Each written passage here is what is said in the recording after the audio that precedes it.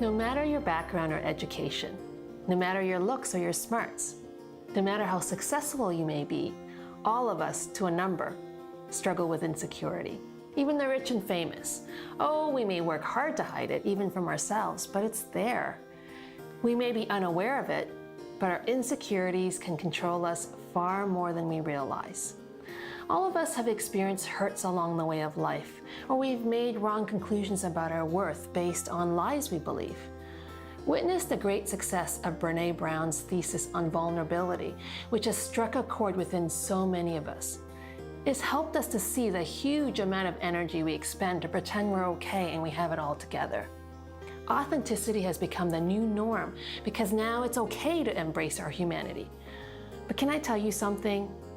Even that can be our weapon to defend against facing our insecurities.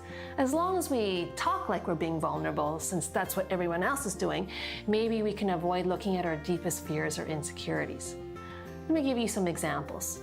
Think about the last time you stewed about a comment someone made about you and you had a hard time letting it go. Or what about the numerous times you worked until 10 p.m. to prove yourself to your boss? Or how about the time you blew up at your wife because she embarrassed you in front of your guests?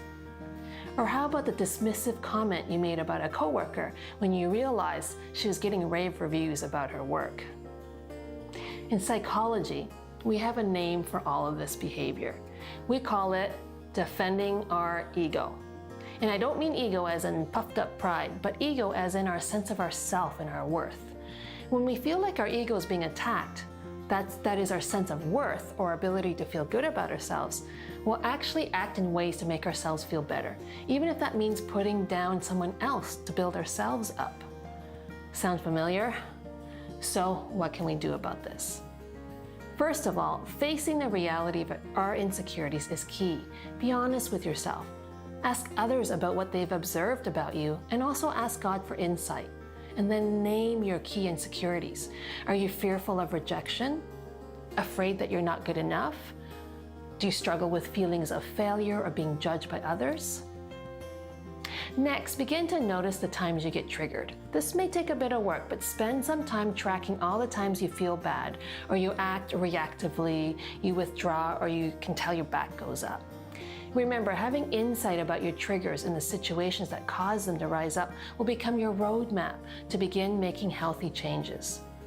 Then, using your roadmap, begin to consider what's the underlying need that's not being met. Is it your need for love and acceptance, or your need to feel competent and productive? Or is it your need for security? Think about it and pray about healthier ways to have those needs met.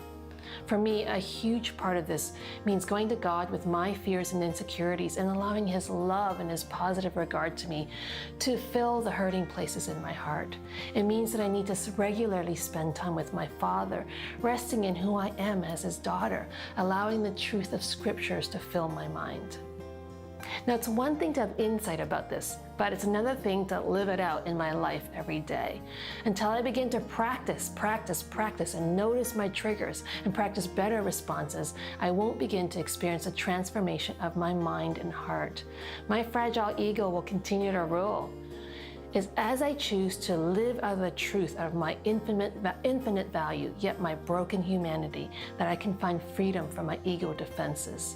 It also means I have to take steps with courage to get healing if I need it through counseling. I need to take responsibility for my own insecurities and triggers rather than projecting or blaming others for them.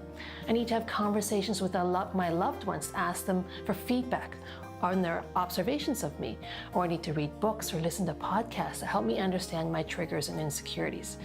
And I need to risk beginning to open myself up to building healthy relationships with mature, grace-filled, truth-telling friends who are likewise committed to personal growth.